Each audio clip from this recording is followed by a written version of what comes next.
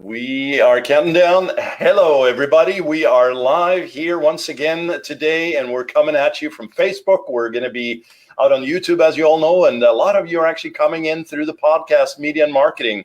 Really appreciate all the love, the likes, the shares, the comments, and man, I am excited today because we got Alex Nerney from Create and Go. Hey, Alex, how are you doing?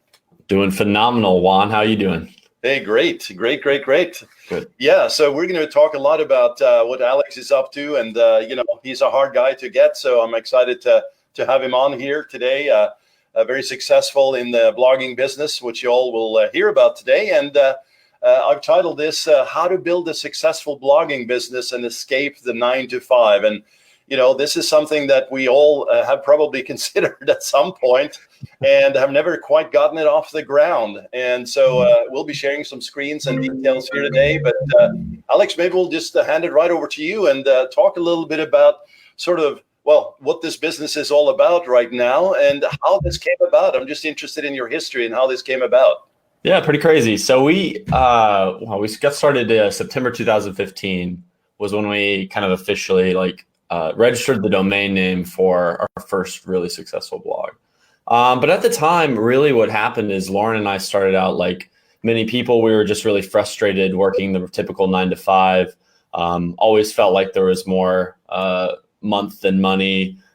Just things were not rolling in the typical American dream scenario where we thought like, oh, we're going to work really hard and make tons and tons of money. And we had followed very traditional paths of going to college, going to school, working hard, and just we were really disenchanted with where we were at.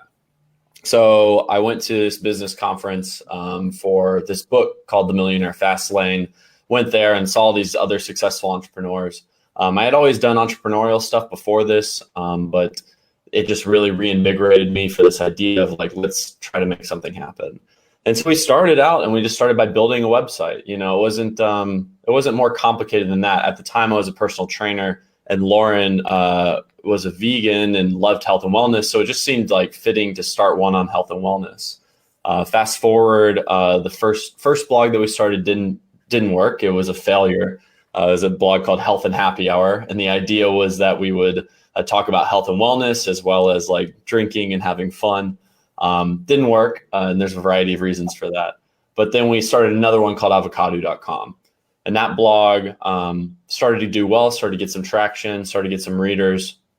And we just had this crazy idea of like, what if we just like quit our jobs and went all in blogging? Like, what if we just quit and we just focused all our time and energy and our effort on trying to make it happen? And we did that at the beginning of the year in 2016. And so we quit our jobs and got everything started and started building this is the time we had already built up some readership, but we started to really focus in on, okay, how do we make money blogging?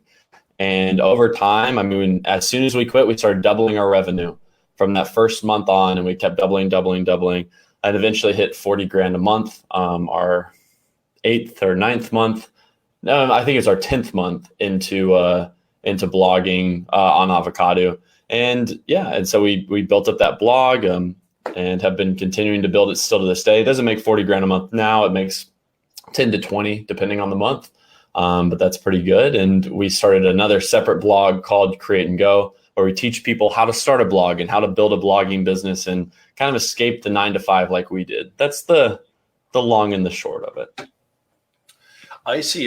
That's very cool, man. A lot of these stories of the experts that have become experts on these broadcasts of mine start with just really taking action is a key word, right? But really not being afraid to take a level of risk, but also failing. I hate to use that; it sounds just so negative, right? It's like that's a great way to start your day. But let's talk about failure. Well, there's some serious learning there, and the fact that you had the guts to do this, that's commendable as heck. But just pushing through, right? It's like dust yourself off, right? Get back up. For sure. And that's the biggest part of it, right? Juan, that like it's a trial and error deal, and you gotta have that wherewithal that says, this thing, you can call it failure or you can call it a learning experience or whatever feels right to you or feels good to you. But the truth is that is as much part of being successful as anything, right? You got to go and try everything and figure out what's going to work for you. I mean, sometimes for some people, it's not the blogging thing, and sometimes it is. For us, it was blogging. I've tried other business models before, but blogging was the one that stuck. Yeah, that's very, very cool. And how do you divvy up the task? I mean, as you were doing this, obviously build up avocado, etc. Was it just one is better at the writing, one is more better at the operational technical stuff? Like, did you find a sort of a workflow there between you guys? Yeah, it was actually a funny story, man. I had started the website originally, and I had been working on it for a while. The original one, Health and Happy Hour, and Lauren saw me creating images and graphics, and they were terrible. They were just not very good. And she just kind of like walked over and was like, "So that's what you've created?" And I was like, "Yeah, this is it." And I think at the time I'm probably like, "Yeah, this is great." And she just like kind of, essentially kind of moves me from the chair and was like, "Why don't you let me try something?" And, she had just started to create these images, and they were 10 times better than what I had created. And I was like, wow, okay, you want to help me with this project? And so that's where it all started, was just her kind of moving my chair over and being like, let me help you with that. And, she's also a CPA. So when it came to finances and accounting and the data and numbers of everything, it became we had complementary skills. And because of that was super helpful. Oh, that's really great. Yeah. So if you can, are you saying that if you can get a partner early on, is that a good thing in general? Or do you think, I mean, it probably depends on the person, but because partnerships can be challenging, you're kind of trying to complement each other, but you can come at it. And we butt heads all the time too. Yeah. I think finding the right partner can be very crucial. If you've tried this before, if you've tried doing the solo man show for a while and are not experiencing success, I would say to partner up, because it was very, very helpful for me.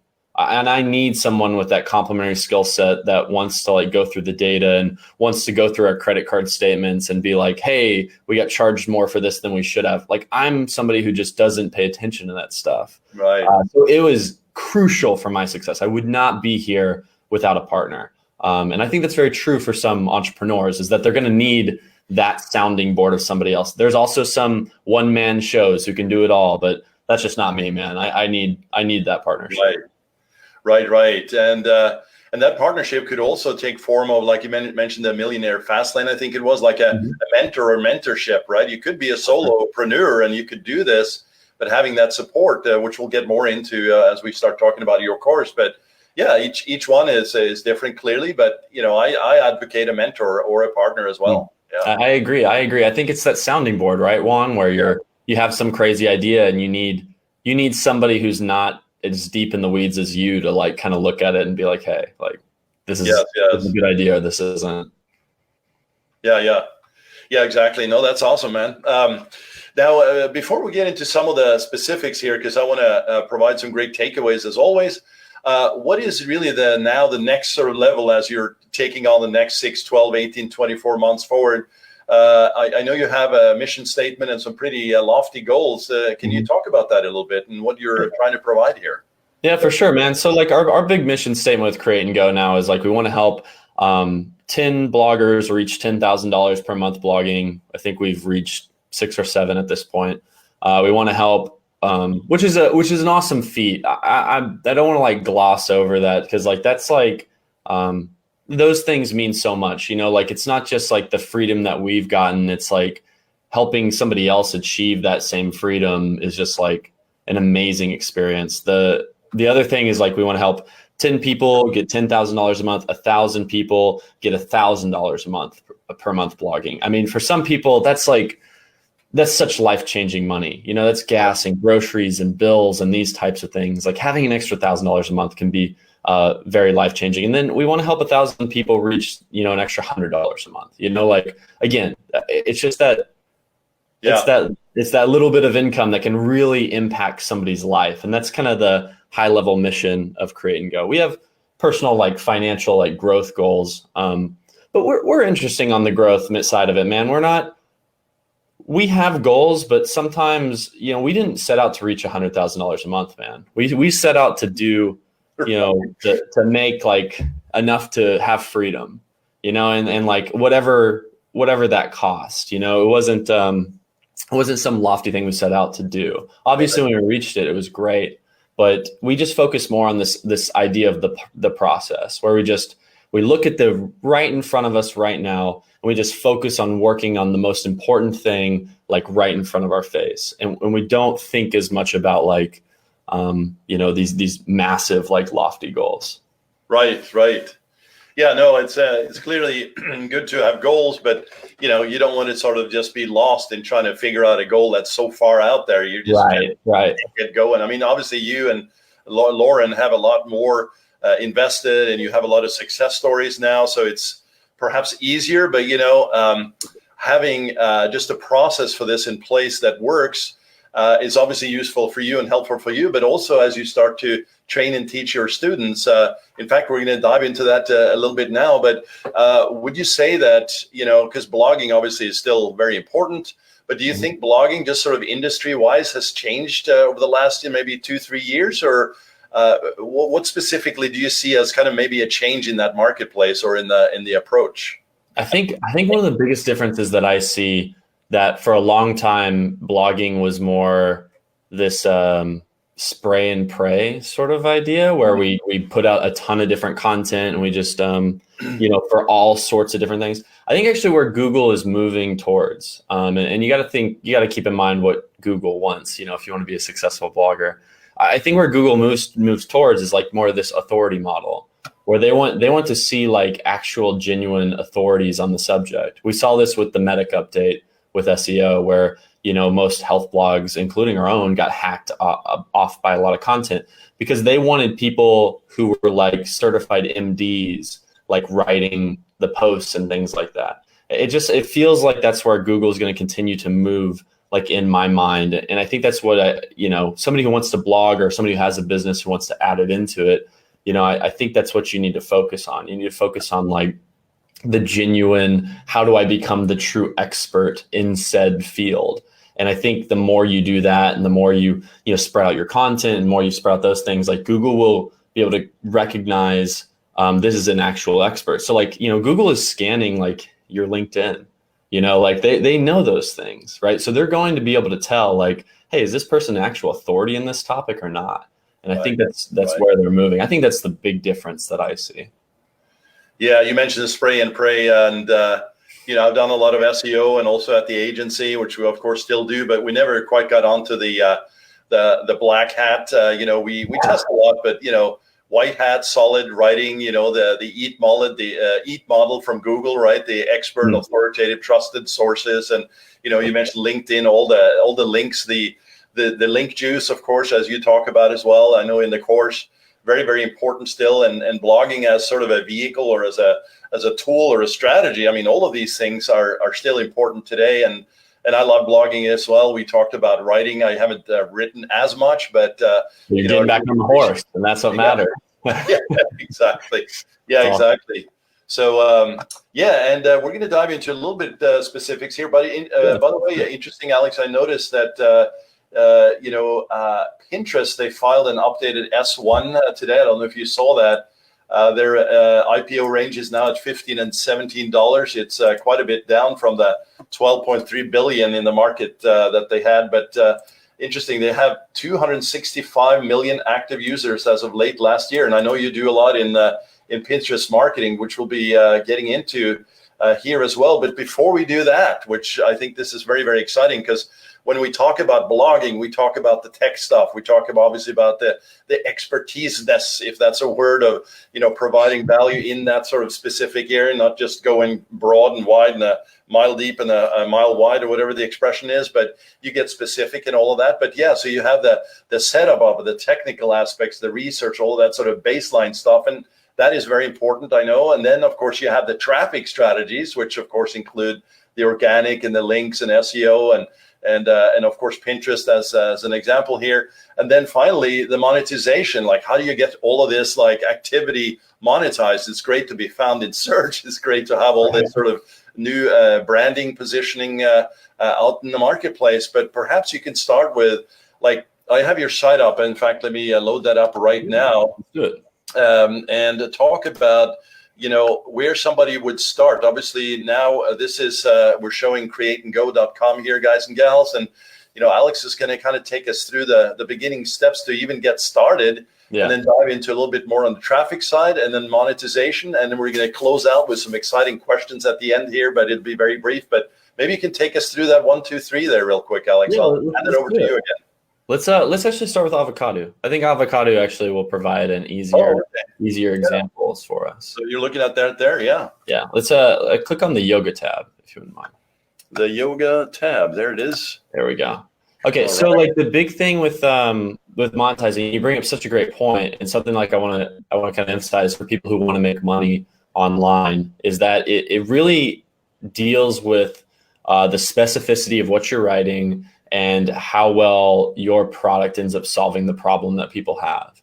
And so a big thing is like, okay, so let's say that you have a product on, like we have a product for yoga, right? We have a yoga product that's designed to help people lose weight, right? So like what you want to do is you want to create content that is centered around not only solving somebody's problem, but also around like what your product solves for them. People are very in the moment whenever they click on an article, right? When someone types in, the health benefits of hot yoga, they're in that moment. They probably just went to a hot yoga class, or maybe they're considering going to it. Like they're in that moment of wanting yoga content, right? So your article, your email list, your product has to all line up perfectly with what they're searching for, essentially. And so that's what it is. So if you click on the 5 amazing health benefits of yoga, hot yoga, for an example, what's going to happen is you'll see at the top there will be an opt-in, right? And it's like the get 8 yoga poses for fast fat loss, right? And so the only person that's going to sign up for that email is someone who's very interested in losing weight with yoga, right? And so that's what our product solves, right? So it's like a very specific group that is only coming through that funnel. And this is really the secret to making money online, is that people get so focused on the wrong KPIs, Juan. They get focused on things like, just general traffic. It's like general traffic is nothing. There's nothing special about getting 1 million visitors to your blog. There's nothing special about it. It's special when it's the right kind of visitor. When it's the perfect visitor for your product and for your service. But it's not amazing just as a general aspect. Does that make sense? Are we on the same track? So what happens is people come to an article and then they'll either opt in or they'll read the article and they'll come through, and you can monetize through a variety of ways. We'll be able to monetize with ads. You can see ads on the website, as well as affiliate marketing. There might be some Amazon products in there as well. But we'll eventually sell them our product probably in the article itself. And that's the real secret to making money blogging right there. That little framework that I just told you of like the right visitor at the right time coming to the right article, that's kind of optimized for making money. That's really how it works best. Yeah, that's great. And just hearing it is not only refreshing but appropriate, because even when we're close to this, we sort of forget, right? Oh, yeah, it is kind of basic in some sense. It's got to be very specific, but the basics work. And I can see here as I'm scrolling down, which is rather nice, actually, the 21-day fat loss challenge on the right, that remains sort of static on the. Yeah, it's a strong call to action, and that speaks to another thing that I know you and I would agree on is what Google looks for is. Okay, so you get the traffic, it's the specificity, right? But when you get to the page, does it actually look professional? Is it well designed? Does it render fast on desktop and mobile and all these things? And a lot of folks, especially when we start doing the audits, is, your site looks nice, but it's completely wacko on mobile. Oh, yeah, I guess that's true, right? Like, wow, you're just leaving money on the table.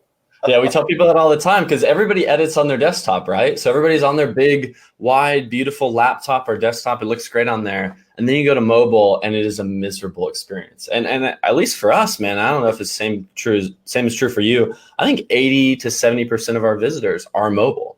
So it's like that's the majority of traffic. So if you're not paying attention to that, like you're not going to do well.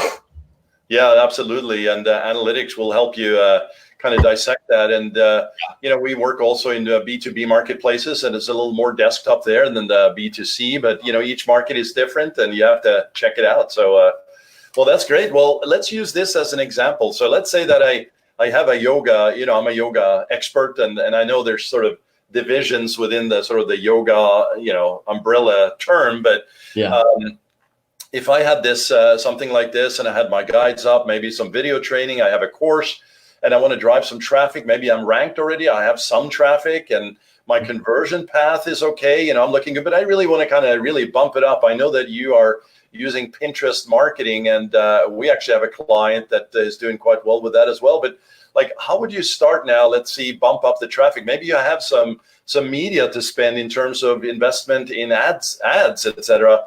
What would be like a 1, 2, 3 to really crank this up? Yeah, so I would actually, the first place that I would get started would be Pinterest. Pinterest for stagnant blog content is like a godsend, because there's a few reasons why. The first one is that it's a jQuery search, so similar to a Google. People are typing in what problems they want solved. So they type in how to do yoga, or what are the best yoga poses. That's a common one. And if you're able to serve up that content the best, not only do you get traffic, you get organic traffic, which is kind of like part of the passive income problem, is like, how do you get like steady traffic coming in without doing additional work? Yeah. And so that it solves and serves that problem. It has organic traffic, and then the quality of traffic is great. The average Pinterest user is, someone who makes, between like 70, in the $70,000 a year range, like is almost like double like the standard income of people. So the quality is really great. And we've seen it with multiple clients. We've seen it in the law field. We've seen it in a variety of different like weird niches, able to work the Pinterest system appropriately. And so if I had a budget, I had a blog, and I had some funnels and stuff like that, I would hop on Pinterest immediately. So we have a Pinterest course, but we have free Pinterest training as well, like on our website. You could go through those, gobble up those, and learn quite a bit about it. And then I would spend the money on hiring almost even a Pinterest team, even to take care of it for you. If you are a business owner and you're not like about creating like the specific boards and the specific content, people like Simple Pin Media, Kate All's team, they're a great solution to automate completely your Pinterest problems and your Pinterest woes. Those are great solutions. And then we have a product called Pinterest Traffic Avalanche, which is very helpful. Simple Pin Media, that's Kate All's team. So that's for people who want to kind of have it all automated for them and not be in charge of the day-to-day. If you want to do it yourself and do it the rogue way, we have Pinterest Traffic Avalanche, which is our own course. Oh, I see. And that's part of Create and Go as well? Yeah. If you click on courses at the top. Yeah. This is fun, man. I like this. I like this set video. That's cool. There's Pinterest Traffic Avalanche. Yeah, that's awesome, man. I'm going to check this out. Yeah. Actually, I'm starting to get more and more traffic. I mean, me personally, not the business. And I have a client on there that actually is getting higher conversions from Pinterest than anywhere else. Not that much traffic yet, but the conversions are high, and they have high tickets. So it's like a really high ROI. So, and then they're also just rolling out they just rolled out video ads into the platform as well. So there's going to be that opportunity sitting there as well. There's a lot of opportunity for growth on Pinterest. That's awesome. So on that yoga example, you kind of took us through that. Would you like, how important? I mean, it's obviously a visual medium over there, but if you have a competitor and it's you, and you're kind of going head to head on some of the terms, and you're in the same business space, what is it that makes you kind of take the lead on that? Is it the creatives, the images? Mm-hmm. It is. So you nailed it. That's the big one, is that how much time, effort, and energy you want to spend on those images really matters. I see. Yeah. It's a visual landscape these days. I think for any business that you have, the time, energy, and effort. I mean, you're talking about Instagram, you're talking about Pinterest, even on Facebook. Like these are visual platforms. You got to how that looks. Yeah, exactly. So exactly. So if you have a blog post and you have a header banner image from the blog post, or maybe internally the body content. And, it's okay as an image, but when you post it to Pinterest, if you do a URL post, it'll suck in whatever image is there. You're saying, don't use that image, create a very custom specific, attention grabber, high quality instead, right? You want to create one just for Pinterest. Yeah. And the good thing is, if you're like me and you need somebody like Lauren to move you over for the graphic part of the business, then I would, there's also people on Fiverr, that create Pinterest images. There's going to be a whole host of places that you can go immediately to get those done. I think it's like $5 an image. It's not overly priced for pretty good quality. So that's where I would start. That's awesome, man. This is, I'm just really excited. Some really juicy stuff here. As we're coming to a close, Alex, I know that, and I like to talk about, the road to success, right? I mean, all this side, there's never a straight line, obviously, but one of the things that really caught my eye here as we started talking about this was this key insight of the last many years. And you put here, trust yourself, right? Talk a little bit about that, because I think that's an important one for any entrepreneur and really anybody trying to do business. But what did you mean by that? I meant that there's a lot of gurus out there, and there's a lot of people talking about how to make money and how to do X and how to do Y and how to do Z. And I feel like entrepreneurs fall into this category of like shiny object syndrome more than any other group of people ever. It's just that you just see something shiny and you go to the next thing, you go to the next thing, you go to the next thing.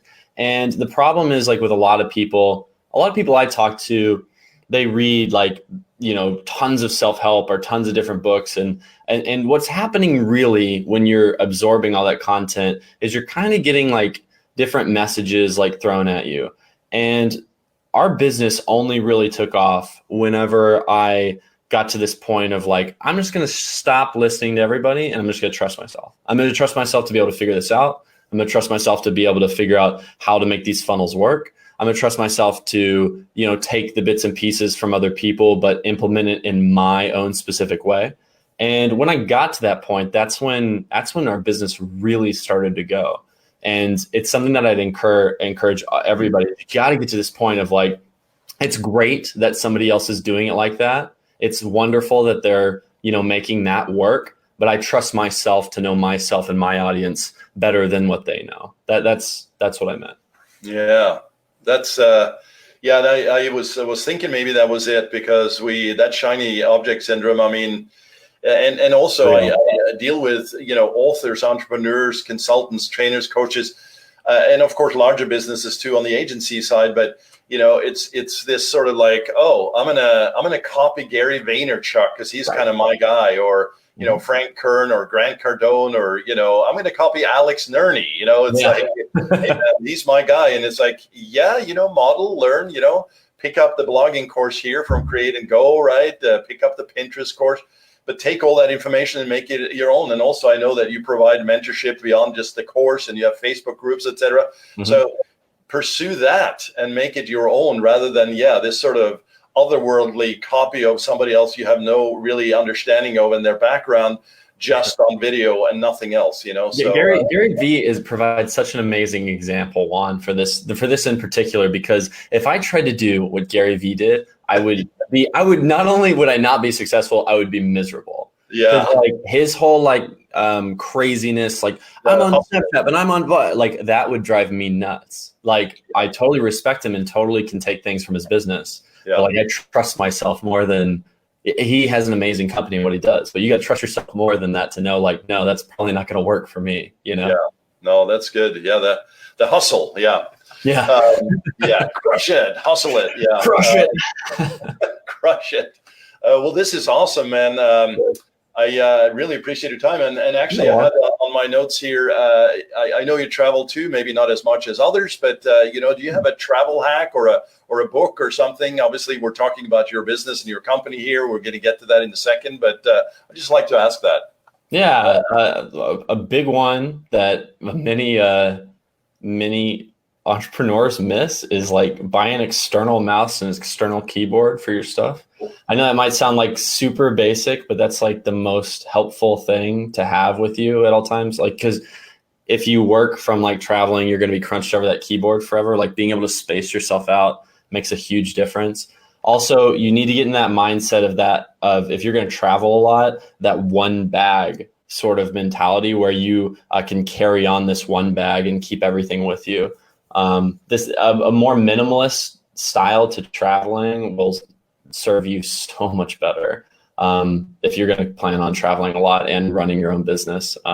Just some keys there. Nice. Yeah, simple reminders works wonderful. For sure. I wanted to ask where people can reach you. I splashed up the URL there, createandgo.com, obviously. Where else can they reach you? So the best way is to contact us, man. And the best way that you can get started with us is like we wrote this like we've written a couple like really epic posts. Like if you really want to get interested in kind of the blogging space, we have, how to start a blog. You can create and go into Google and how to start a blog, or go to our website. And then we also have this epic article on how to make money blogging. And it's really just this very beginner friendly like breakdown of like, hey, here's the next step, here's the next step, here's the next step, here's the next step.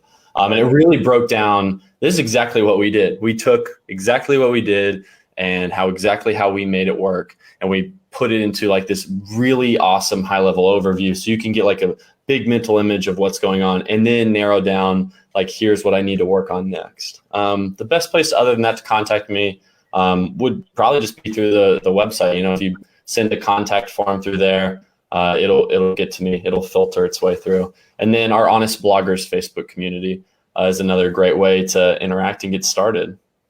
Oh, okay. Yeah, and I also have Instagram.com, Alex Nerney, for folks who are Instagram heavy. Yeah. Hit me up on the gram. Let's do it. All right, on the gram. Right on. Well, this is awesome. Just always the learning never stops, and every little thing has some new nuance or angle or just a strategy that really can take your business to the next level. Alex, it's been a real pleasure and just learning about you and your business, and wish you the best of luck. And we'll obviously be in contact now, so that's great. But any final words? Juan, what you get to do here is so great because you get to interview all these people with these different strategies and put it all together for your own business. I'm going to have to start a podcast soon, man. Yeah, it's great, man. Blogging, podcasting, all of this stuff. And some of this stuff is kind of straightforward, especially when you know what you're doing, like yourself. So appreciate you, man. Yeah, I mean, I think the biggest thing I'll end with is like, just keep going. For those of you out there who are, in the weeds, in the thick of it, trying to make it happen. I worked at it for a long time, and you can do it. If I can do it, I promise you can too. Yeah, that's great, man. I really appreciate it once again. And have a great day. And we'll talk later, guys and gals. Later. See ya.